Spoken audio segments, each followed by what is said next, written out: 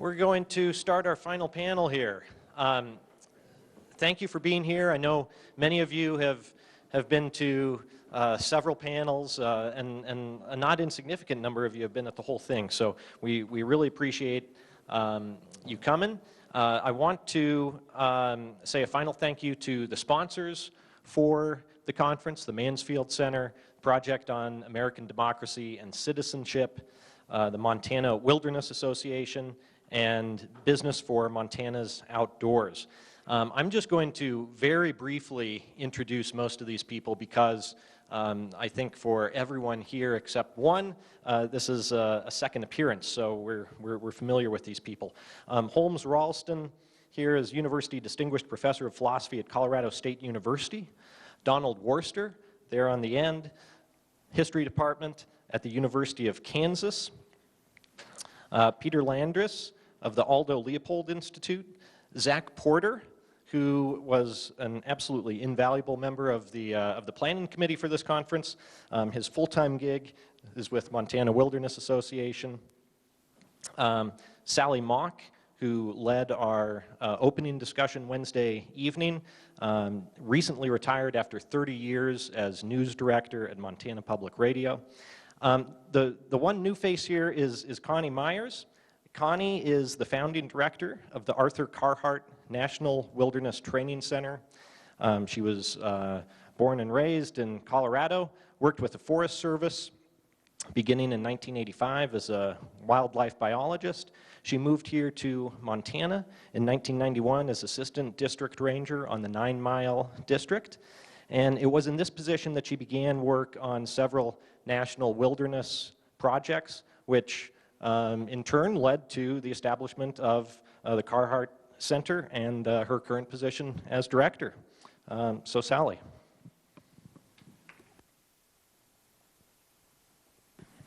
Thank you. Well, good afternoon, everyone. The challenge of the final panel in a conference, of course, is to keep everyone awake. And I know that you've had a ton of information, so I'm expecting high drama from our panelists here. Not to put pressure on them, but I'm teasing, of course. This panel is to talk about, again, the future of wilderness. And that's a broad topic, but it's one that I think everyone here is well qualified to discuss. And I want to start with Dr. Ralston, who the opening night of the conference asked the opening panel a question about, what do you say to people who say there are so many serious problems in the world, terrible diseases, terrible wars. How do you convince people that wilderness is an issue that they should spend time thinking about and should worry about? And Dr. Ralston, how do you convince them, and what is your answer to that? I don't like to answer my own questions. We're off to a roaring start here. Sometimes I get forced to. There's a sense in which wilderness is not a front burner issue. We mentioned that. It doesn't solve Middle East problems. It doesn't solve the growing inequity between rich and poor. It doesn't solve climate change. But is there anything it does solve? Well, taking the long view, maybe yes. The sort of main problems on the world agenda are population, they are war and peace, they are food security, getting people fed. 1, 2, 3. 4, environment. That is to say, a major world problem is keeping a sustainable biosphere, keeping ecosystem services, and these problems are interrelated. You need ecosystem services if you're going to get food in people's mouths. If you're going to solve war and peace, people are regularly fighting over space, over land they can control, which will be part of their life support system. And of course, escalating population makes all these problems more intense and worse. So now I want to say there's a way in which environment figures into the main agenda of world problems. Now that doesn't deal with wilderness as such, but it at least gets environment as a major world problem with us for the foreseeable future. And now maybe you can say, well, yes, and to some extent thinking about the processes of spontaneous wild nature, which are present in the Bob Marshalls, but which are amply present in the global biosphere, maybe you can begin to make some connections you didn't first see between our attitudes toward wildness on the landscape we inhabit and the global world problems. Zach and Peter, keeping that sort of global perspective, how hard is that if you're on the ground and you're working on specific issues and you're thinking about the future as being next week's congressional hearing? How important is it and how hard is it to keep in mind that what you're doing has the kind of context that Dr. Ralston just described?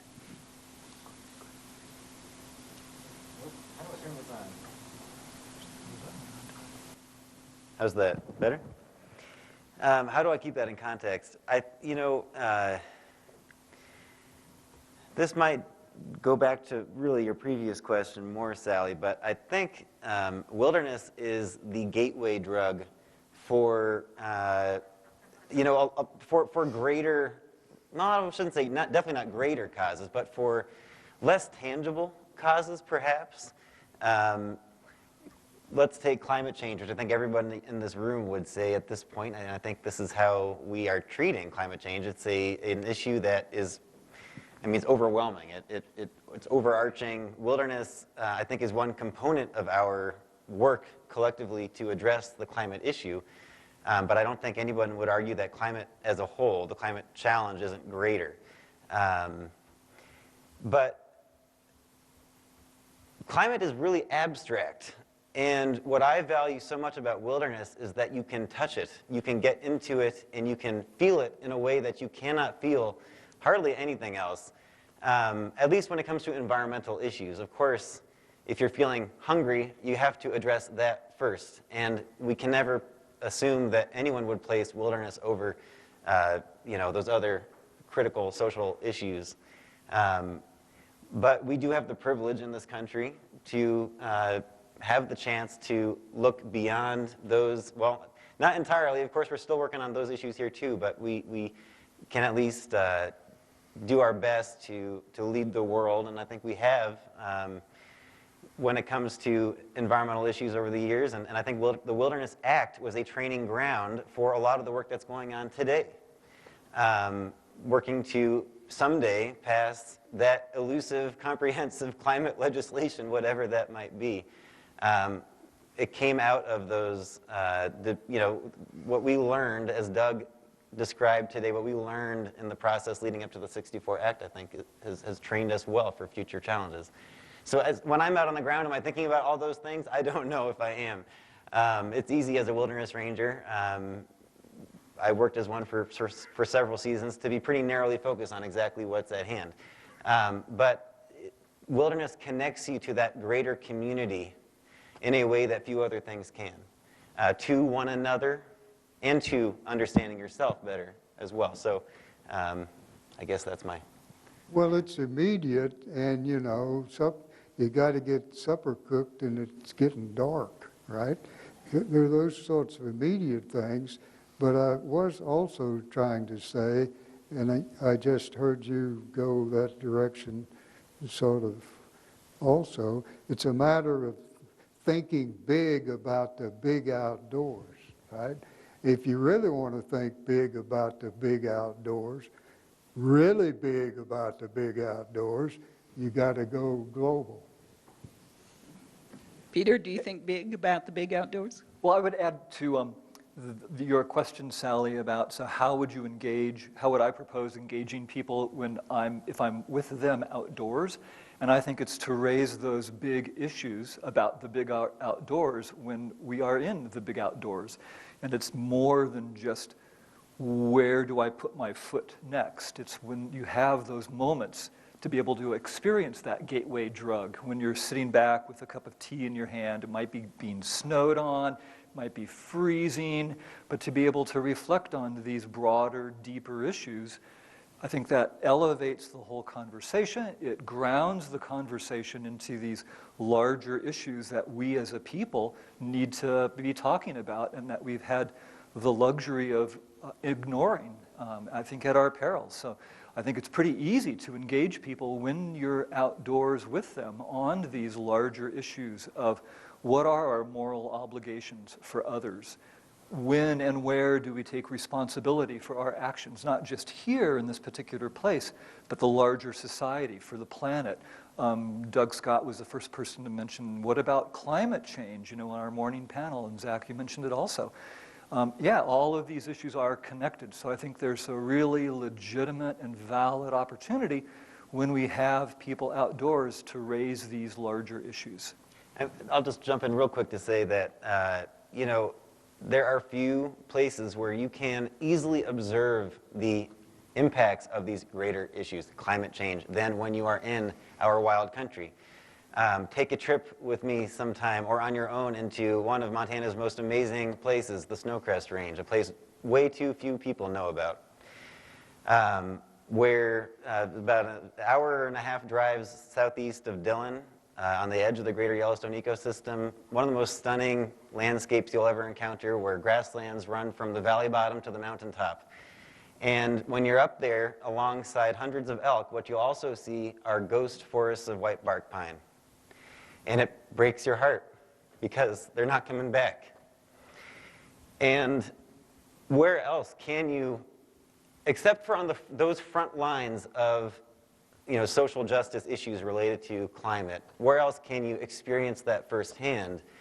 I mean, glaciers, it's a cliche, now to think about the disappearing glaciers up there, but there are so many other places where you can experience those impacts firsthand, and wilderness is one of the very best places to do so. I was riding out with smoke one time, last day's ride out, and this woman on a horse behind me said something about, well, I really hate this last ride out.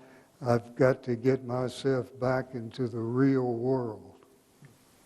I turned around to her and said, are you going back to the real world, or are we leaving the real world? We got a pretty good discussion going. Yeah, Dr. Worcester. Yeah, I want to come back to this real world idea. I don't think there's any question that Holmes is right, that the 21st century issue globally is the environment. All over the world, people are beginning to acknowledge that every problem we've got is tied in somehow to the environment. Soils, for example. Soil erosion on this planet, soil toxicity, et cetera, et cetera.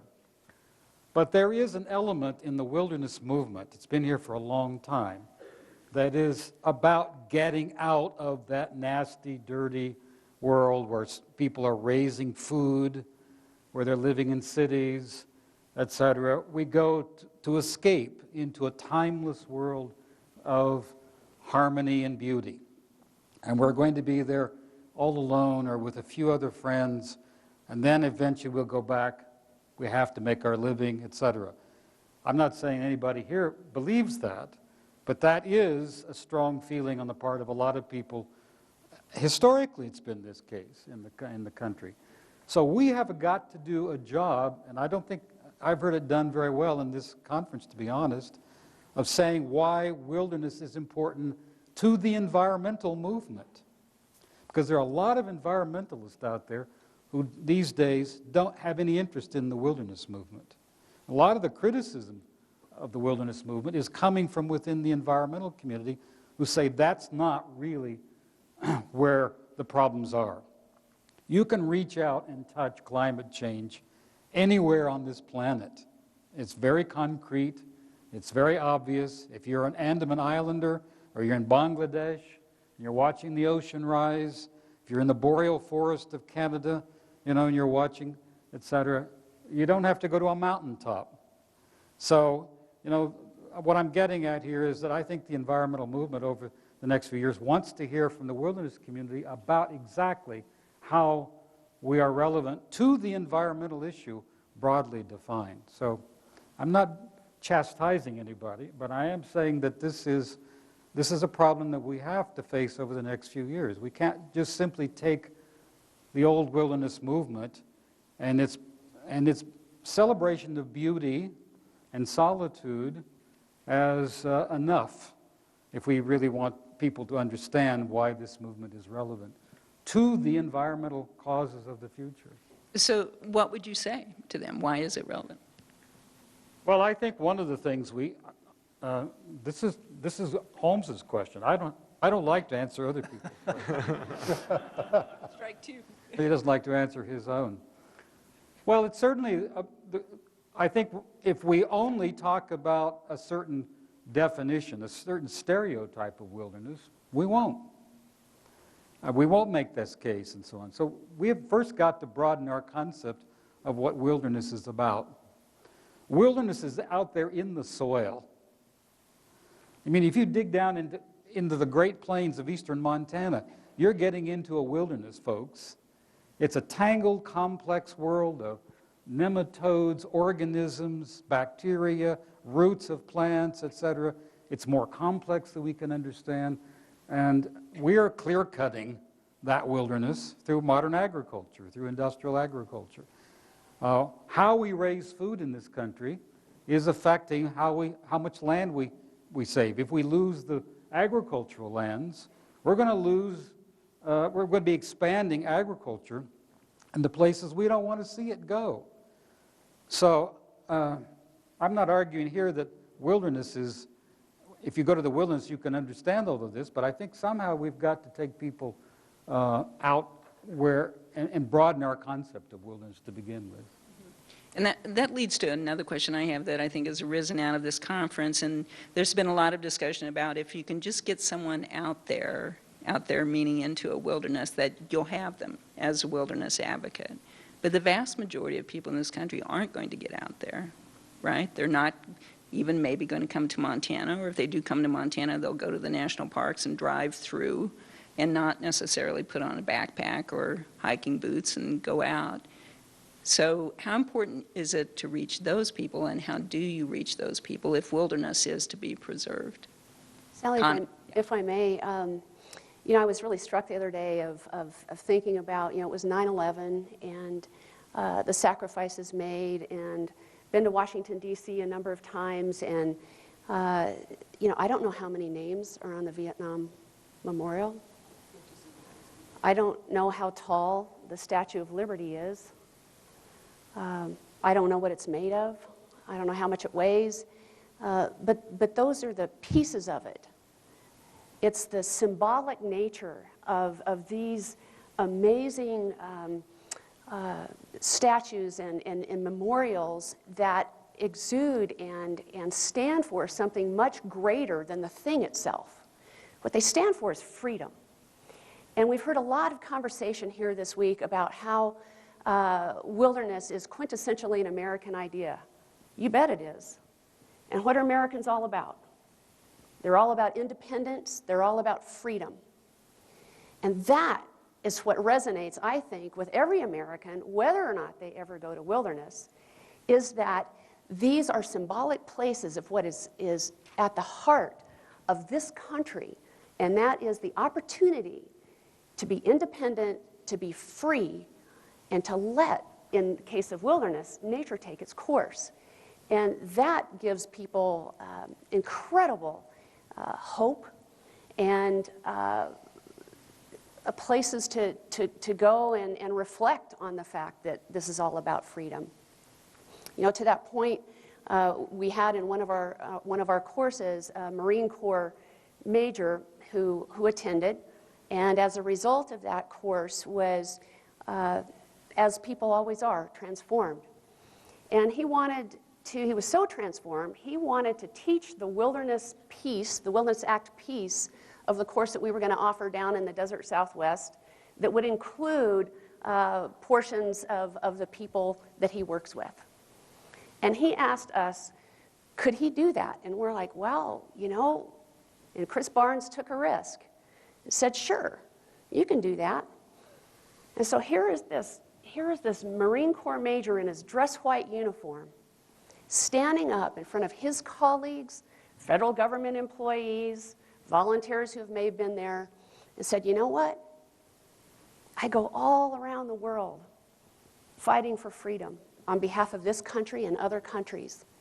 And one of the things I fight for are these wild places. And if I didn't have these wild places to take my little girl into when I got home, what's the point? Environment is, yes, about freedom, and you have that sense of freedom in the wild, but environment is equally about being networked and connected, isn't it?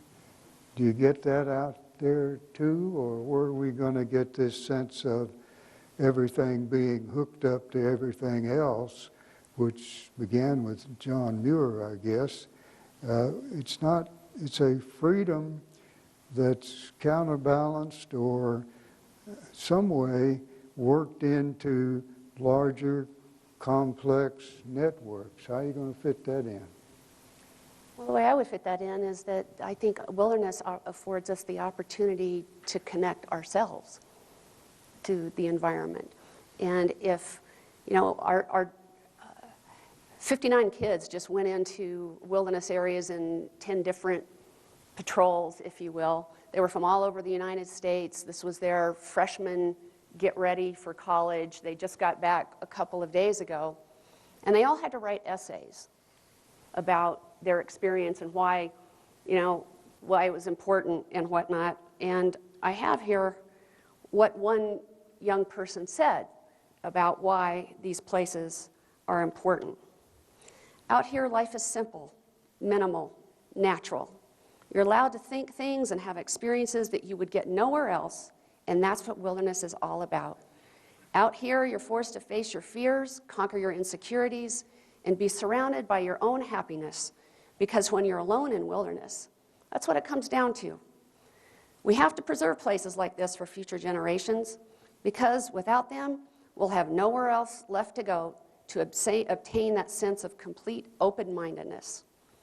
Everyone needs wilderness, because everyone needs an escape, and if it's lost, I'm afraid that the very foundations of humankind, freedom, truth, and equality will be lost as well. In the end, we must all be aware that there is something much greater than we are out there, and within it, we find refuge. And I think, Holmes, it's the connecting ourselves to the rest of the planet that connects then us with each other to then find solutions to these other top three tier issues.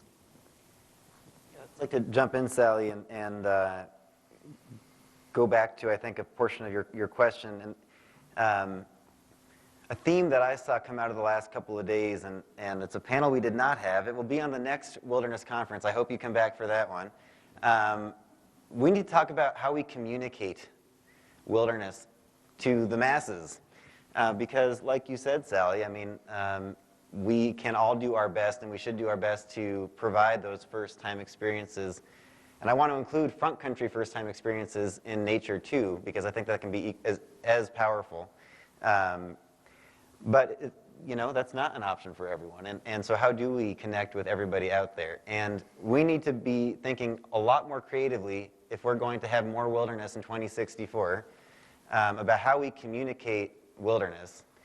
And that's going to involve doing some things that as wilderness advocates, I think we have trouble with sometimes. We like to define ourselves as, kind of, we don't like the technology thing, and we don't like the idea right now of filming in wilderness. We don't like the idea of commodifying these places. And there are good reasons for all of those things.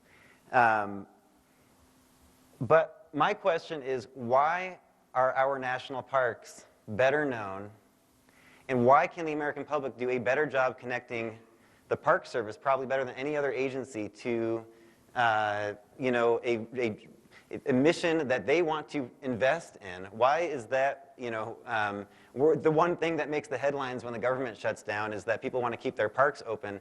Why shouldn't wilderness areas be as equally well known? And I think it's actually a pretty simple answer, and that's because the Park Service, beginning very early in its history, was a master marketing machine. And we need to think about how we are going to sell wilderness to the public. That is how, in 2064, we are going to be approaching the 300 million acres that Doug Scott mentioned earlier today. Yes, there are good reasons to want to provide that contrast to the hyper commercialized society that we all live in. Of course, that's what we all go to escape in part when we get out into wild country. But if we're going to have more wilderness, we need to be doing a better job of communicating. That involves finding the new language to share wilderness, like Samantha talked about yesterday, but also finding those new ways of sharing wilderness through a variety of media, through a better job of telling our stories with the public. So I think that there's a lot of work to be done in the realm of communication. And if I can add, to try to tie things together and connect it to what Donald just said, is like the environment, the relationships of people to the place and to others, stepping out of our traditional modes. I think all of these issues, Donald, point exactly in the direction that you just said. I think the whole concept of evolution, we're in an early stage of its evolution right now, and we're expanding and realizing the connections of this idea and places of wilderness to all these other ways of our life, both ethical and environmental. So I think the conversation is just beginning right now. And so being able to showcase and highlight these connections that people have, what the profound statement of this young person, it was like, oh my God, that's amazing. To be able to put that out there for people in New York City. All the polls that have been taken, most people in urban areas, they do respect and honor and want wilderness, even though they have no idea what it really means. And that's okay. And so we do need to do a much better job of articulating. We need to get rid of all the myths, like Bill Cronin promulgated tremendously ill-conceived myths of what wilderness is, and this dichotomy between, this false dichotomy between culture and nature. I mean, total straw man. We need to destroy, pull down the myths, and then create these new models of what wilderness can convey to our society, and then figure out, and I think it's not hard, we just need to put time and effort into it, to communicate that, not only within, probably the least important group to communicate that to is the folks in the room. The most important group are young people and people in urban areas, and all the new demographics that are changing in our country right now. Dr. Worcester, you have written that the wilderness movement needs the patience to read its critics more carefully. Did I say that? I can't remember what I said. I was probably quoting somebody else. My wife says, "Why are you always quoting somebody? Don't you have a mind of your own?" And I don't. Well, yes, I think the wilderness movement, nature conservation, environmentalism in general needs very much to listen to its critics and take them seriously, because we have our shallow people and our shallow arguments unconsidered, and we need to open our heads. You know, I think this ties in a way to what Zach was talking about in terms of the National Park Service. To me, one of the great achievements of the Park Service is not simply to provide spectacle, or it does that, of course, but it seems to me that it became really successful and deeply part of the American culture and global culture, because there are parks all over the world, when it began to see itself as an educational institution, and that every national park is really a kind of university where you can learn about culture, you can learn about aesthetics, you can learn about philosophy, you can learn about sciences, definitely.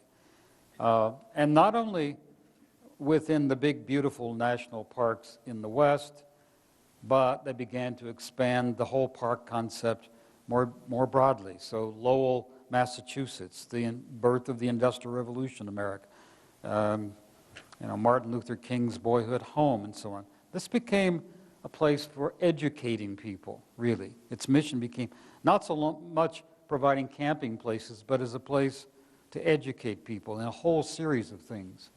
I don't see why the wilderness movement can't see itself more as an educational institution, in a sense, with every one of the wilderness areas we've got having an educational mission first and foremost. And what is it what's the curriculum? And in that process, a good educator wants to talk about critics, wants to get different points of view out there on the table to talk about, and get people involved in a discussion and a dialogue so that they know that these things aren't yet settled. What this place means to one person may not mean the same to somebody else. If you want to get people involved in it, therefore, it seems to me you've got to sort of see these places as a kind of classroom. And I don't think we've quite figured out yet how wild places in general, I'm not just talking about designated wilderness places on the public lands, but wildness in general, places that have wildness in them are places where we can go to ask all kinds of educating questions.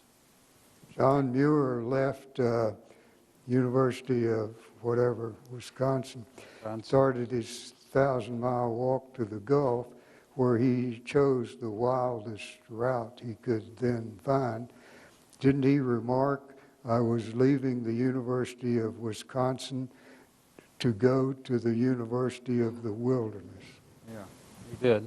I think what Donald and Holt are hitting on here is one of, I think, three critical things that we need to be focused on as we move into the future, and that is protect, connect, and lead. And we've got to protect the wilderness areas that we already have. I know this conference has been focused fairly heavily on getting more wilderness. I think we need to be equally as focused on taking care of what we've already got.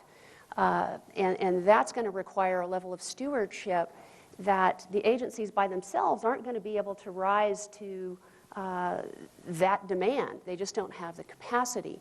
So that then leads to this notion, so the protection and then the connection, as Zach has pointed out, we've got to connect with people where they are. And the incredible program that he's put together with the Carhart Center and the University of Montana has been replicated now in 3 different sites, and that is the Outdoor Explorers Mentoring Program, where we took the best of what 3 groups have to offer. Big brothers, big sisters, they already have the matches, and university students who have the passion but don't know how, they don't want to take on that responsibility all themselves. And then the agencies themselves that can help provide the place for young people to go. And that, they're not going to congressionally designated wilderness areas, but they're getting outside and they're getting excited about it. And they want to know, where's the next boundary? Where's the next, how far out, how much further out can I go? And then leadership. But Sally, you may have another question before I take well, up on the leadership thing. I have a question that comes from what you're saying and what the panel's been talking about, and to have education and using the national park example, their resources for that kind of thing have shrunk drastically, as has every agency. I went to a reunion of wilderness rangers this summer, and their main concern was the shriveling of resources to maintain wilderness. So when we think of the future and we think of all these wonderful things that could and should be done, where are the resources going to come from to do that? Can I jump in on that one, Connie? If you don't mind. Let's not take that as a given. Somehow I feel like lately we've been thinking that, we're just on this inevitable trend towards less and less funding for public lands. But our population is increasing, and I think we can have more and more support for public lands. I don't see why it has to go in the opposite direction. I think it goes, well, there's several things I'll mention. One is the Forest Service has set a tremendous example this year, sticking its neck out very courageously. I want to really applaud Steve Kimball and Faye Kruger and others in the region and across the agency for investing the way they did in the 50th anniversary of the Wilderness Act. They took it really seriously, beginning well before the anniversary even came about. And they've managed to really elevate this to a pretty high level, obviously in partnership with many other folks. But they have begun the process of helping the public see the connections between the tax dollars they pay and what they get back through these agencies. It's not easy for the general public to figure out what they're getting on a daily basis from these federal agencies. Again, the Park Service, they probably are the leading example of a land managing agency, making that connection pretty clear for folks. The 50th, I think, is just the start. We have you've probably seen it, the 50th logo that the agencies came up with. It has a wolf howling, through the moon, and missing from that logo are the logos of the agencies that created the logo. People should be making the connection between this thing that I think so many Americans value and the agencies that manage them. That is what is going to translate someday into more political support for the funding that these agencies deserve, which would then translate into all the other wonderful programming that I know we're capable of. And maybe we had once upon a time that we can get back to. So I'll submit that. Does everyone on the panel agree with Zach that the glass is half full and we're going to be heading in the right direction in terms of the resources that people would like to see? Does everyone agree? I would offer, as long as we can connect there's a lot of different dots out there. There's multiple parallel tracks. Education is a key one. Increasing population, changing demographics, there is all components and key components. And so to tear right off what Zach was saying is that as our population base increases, we need the education messages. We need to connect all of these dots about the environment, the relationships of people to the place, how understanding, seeing ghost trees, as Zach was getting teary-eyed about the ghost trees, we should be able to respect the havoc that we have wrought onto the environment and not hide it, not push it away. So these are all part of these different educational messages. And with that, yes, I agree that the glass is half full. I don't know what our economic future is going to be in this situation. Economists basically would probably say, well, we'll get back eventually. We may have a lost decade when we're tightening our belt constantly until there's nothing left to tighten. But eventually the economy always comes back around. I think it's probably not going to be quite like that in the future, that we have actually bumped up against some limits that the economists cannot get us beyond. They don't know how. But I think we are right. We're looking at this right now in the middle of a long, depressed economy with high unemployment rates. If that passes, then it seems to me that we have a very different picture for thinking about these things. I'm actually kind of amazed how much we have kept intact over the last few years, despite all the talk about economic decline and so on. there still is enormous support for most of the projects going on here. If we could ever get ourselves to the point where we could cut the U.S. military budget in half, I think we would be in another world. I mean, when we begin to realize that we're spending so much money there, that's not helping us as a nation get our act together at home or even lead the world. You know, my calculation, we're probably spending 50% more money than we need to spend on that institution and all the apparatus with it, the CIA, et cetera.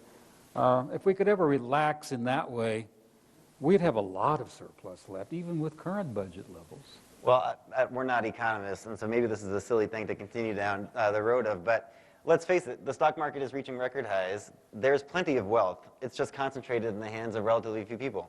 And I'll go back to what I was saying earlier. I, as a proud past Forest Service employee, I want the agency I worked for and all the other land managing agencies out there to advocate for themselves more than they currently do, because they are so valuable to this country. And I don't think, I don't know if it's a matter of pride or what, but I want us to view ourselves in, I think, the way that we should view ourselves, and then other people will view us that way.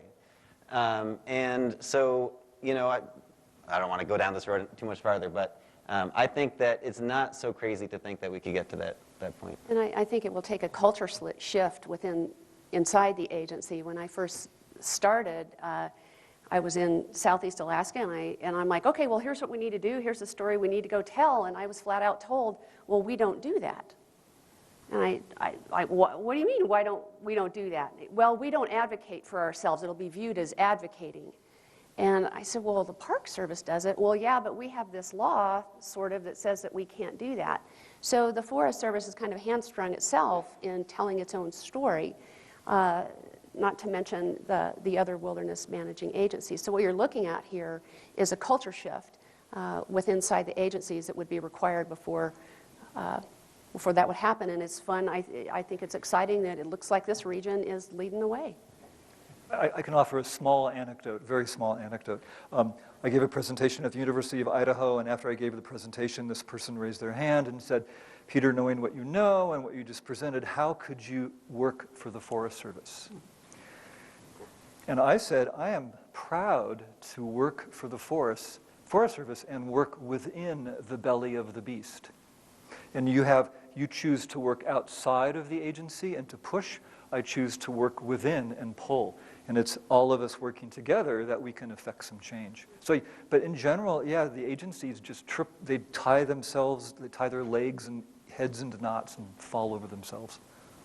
Well, I'll just go back to a comment that Katie was kind of starting to talk about yesterday, which is, you know, there are a lot of challenges out there, and I hope this conversation goes somewhere quickly. How are we bringing more people into the agencies and then moving them up the ladder? That's a conversation that needs to be had, and you know, I think I completely agree with you, Peter, and I'll take it to maybe another level here. I think that the most courageous thing to do is to go to work for our agencies and make the change happen from the inside. And so I hope that the young people who have been in the room today see that as a career possibility that is exciting, and that they take seriously and go in there and make the change happen. In terms of telling the story of wilderness and that being crucial to the future of it, what's the role of media and the future interaction with media that you see? Connie was just saying the Forest Service has been hesitant in the past to be terribly transparent, actually, and that has changed a lot. I've seen that change a lot in terms of several agencies, not just the Forest Service, that the role of media is so crucial to getting a story out and the message out, is it not? Oh, absolutely. Absolutely. And as Holmes and Donald have said, that notion of we need to connect wilderness to these larger ideas that make a difference to people. And so, okay, we have, wilderness is an American ideal. That's pretty cool. I mean, that's borderline, patriotic, freedom, that whole thing. And then there's the more tangible, water. for example. And you know, the opportunity for media to start in a, let's say, a park, and there's little kids swinging wildly on the swings and having a wonderful time, and here's all the children laughing, and off one jumps from the swing, runs over to the drinking fountain, gets a drink of water, and the camera kind of pulls into the water fountain and out through the city. And there on the skyscraper is the guy eating his lunch, you know, and the water is going by. And then you go out to the golf course, and there are the guys playing golf. And then it goes out to the retirement home, and people are on the front porch looking at the water. And then on it goes into the farmland, where it's being used to farm, to water the crops, and up into the front country, you know, and on it goes until there you get to the headwaters, which is in wilderness. So you've just drawn this connection between everybody in the country and the significance of these wild places. It matters to your water supply. So media could play a huge role in getting some of those statements out. Speaking of the future of wilderness in terms of the message each of you would most want to give to people who are leaving today and leaving the conference, having gone to several panel discussions and talks about wilderness, what would you hope that everyone here takes away and takes out into not only their individual work, but into the larger community? And I'll start with you, Dr. Ralston. Well, maybe coming up from Colorado, an outsider, to Montana, though I've spent a good deal of time in Montana, the message I might want to see you take home from this conference is that Montana, the mountain state, big sky country, is in some way well placed to be a national leader. Now, Montana may think of itself as being a state out in the boondocks or something of that sort. Point's been made that it doesn't have that many legislators, but it can keep them in office a long time, like Mansfield was, and get them in prominent places. So what I've sort of picked up this weekend and might want to have as a parting thought is that Montana needs to think of itself on the front lines. I realize in a certain sense Missoula is on a different front line from maybe much of the rest of the state. But think of yourself as a pivotal center speaking on behalf of wilderness. I think I'll, no. I don't know how to sum up the last several days. It's been quite a journey since Wednesday evening, and I really do want to just, as someone who was lucky enough to help plan this, I want to thank each and every one of you personally for being here, especially at 4:35 on Friday afternoon when it looks like that outside, and you know it won't look like that for too many more days this year. So really, thank you. Especially this crowd would like to be out there. I don't know that I can put something together easily from the last couple of days that would somehow summarize all the different things that we've covered to say, here, take this with you as you go. I think maybe my cop-out is to simply maybe add one more thing that maybe we haven't touched on directly. And I do want to quote, though, someone who spoke yesterday, Rick Potts, somebody I admire tremendously. Just a wonderful phrase from an article he wrote in the International Journal of Wilderness back in 2007 or so.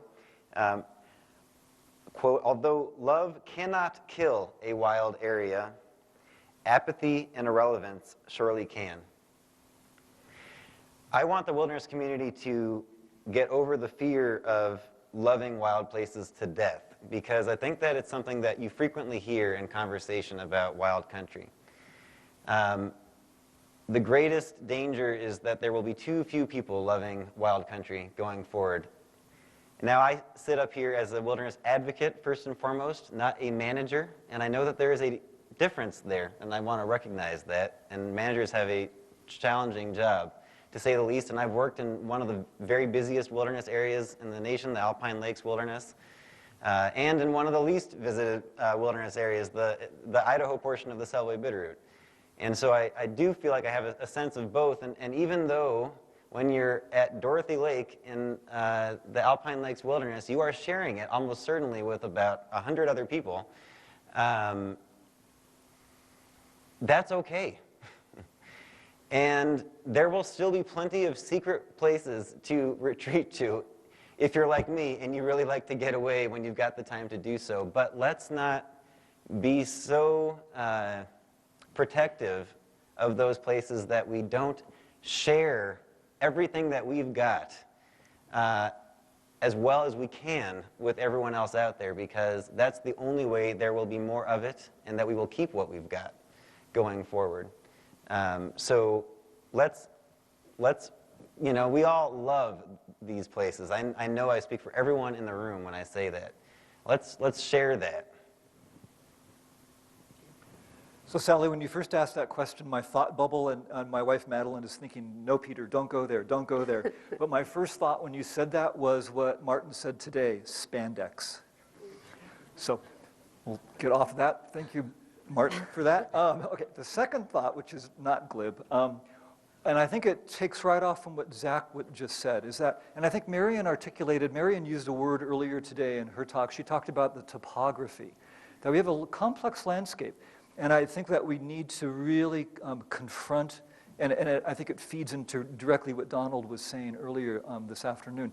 There's this monolithic view of what wilderness is, and we need to do an active job of articulating this complex topography, this complex surface of what wilderness is, what it means to our culture and our society. And then all of us, I mean, we enjoy being in wilderness, but if we do that, then I think there's a burden of responsibility that we have to try to articulate what this complex topography is, what these other values are. Just like Zach said, if we see a place where there's 100 people, many of us in the room would go, God, I'm going the other direction from here. And we have the luxury and ability to do that. But those people who are in that place, those are huge experiences. A lot of people in the wilderness community are really freaked out right now about the increasing trend of day use in wilderness.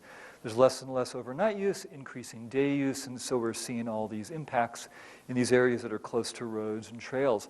And I've been in a lot of these discussions, and I keep having this thought in the back of my mind, and Zach, you just hit it right on. It's like, yeah, that's awesome. That's good having all these people. Yeah, it's in a day, I mean, they're looking at it as a day use area, but they're out. And what I want to see is this kind of portal when people walk into a wilderness, that they have to, something has to change about in their headspace that makes them recognize and realize you are entering this place.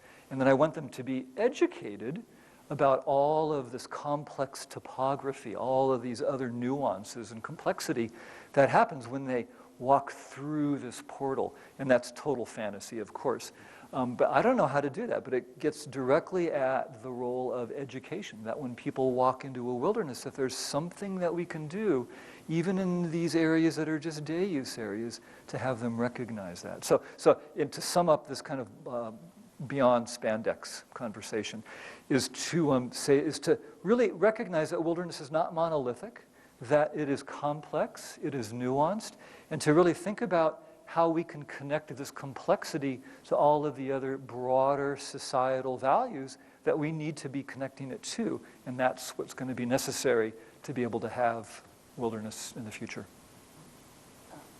I think the challenges before us, as many of you guys have experienced. I think it was John Gottschall was going on about how many years he's been at this, and similarly with Bill and the whole panel that was here the very first night.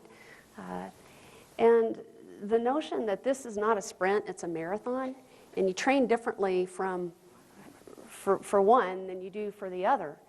And in the case of wilderness, whether it's the stewardship itself or the protection, we got to take the long view, as I think it was Donald who pointed out, that wilderness is going to be, it's going to be okay through climate change and whatnot.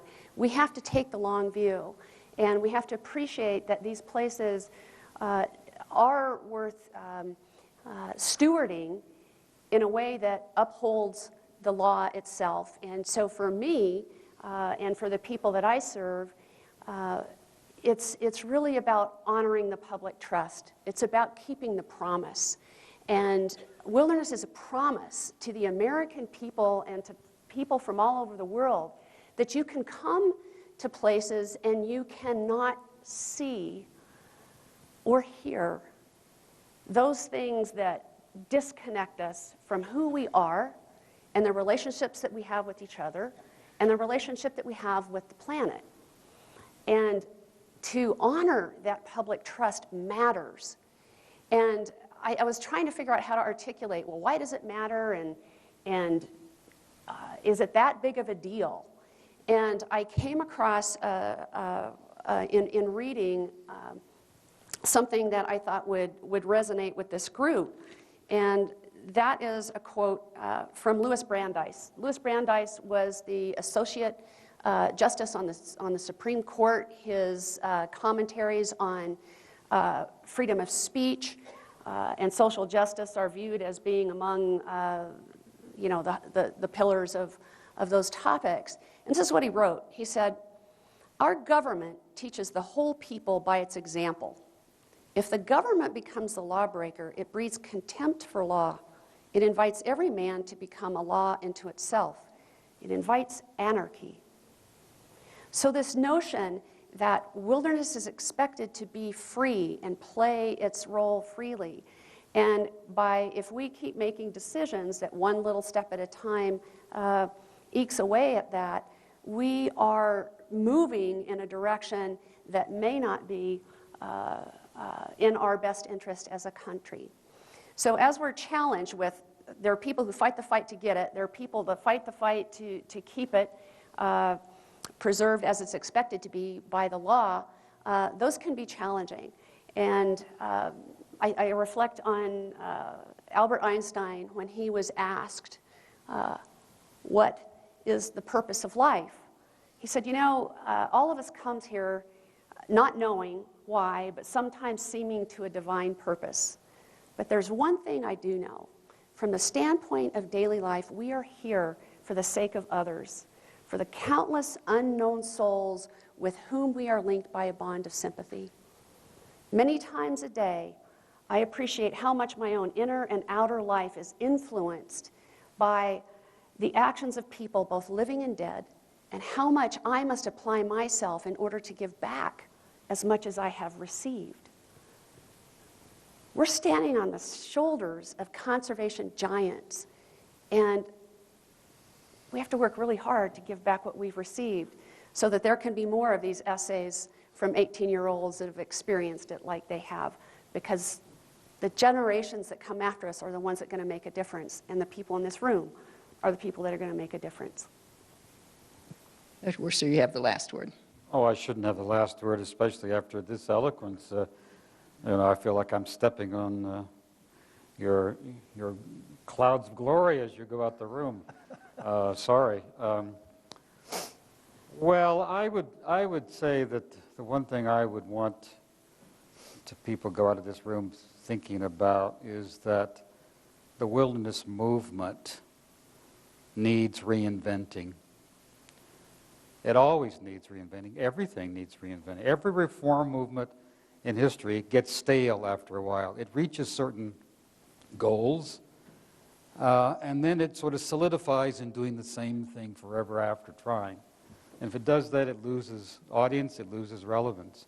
The civil rights movement's been used a couple of times here as a model. It started with segregation. Rosa Parks was mentioned here today in the South. But quickly, I mean, it didn't solve all those problems, but segregation did come to an end, legal segregation. It achieved that, and you could say it should have just disappeared. Well, we've got 105 or 110 or 300 million acres in wilderness. That's it, huh? Well, I think that would be a mistake. I think the question now is, where does the wilderness movement go in the future in thinking about its mission? And particularly, how can it connect to people who don't live in public land states, or in the Rockies, or a lot of other places? That's why I've continued to insist on looking eastward in Montana to the grasslands. In 50 to 100 years, many of those grasslands, particularly in the northern plains, may be out of production. Maybe a lot of the Great Plains will be out of production. So there are enormous opportunities for thinking about wild places in this state that don't involve public lands, that don't involve forest, etc. So we've got to begin to think about wild places, not only in Montana, but the United States, and also what can we learn, what have we learned in terms of the wilderness movement that now we can use as the basis for talking to people all over the planet. I don't think we can just simply hold up the wilderness movement in the United States as the model and say, everybody else do it this way. But how can we connect up this movement in the future to all of the varieties of nations and peoples on this planet, and relate what we have learned about all these issues about management and protection, and how we make choices, and how we deal with politics and so on, to the problems that all over the world. I think the wilderness movement in the United States really needs to start thinking globally about its mission and role, and as many of our nature conservation movements and organizations have done in the future, and begin to expand its purpose, to reinvent itself, and to think about where it goes, not just for the next 50, but for the next 100, 150 years. I think the notion of reinvention is a great one to end our panel discussion with, and I want to thank everyone for all your sincere thoughts and sharing those with us. Thank you so much, and thank you all for coming.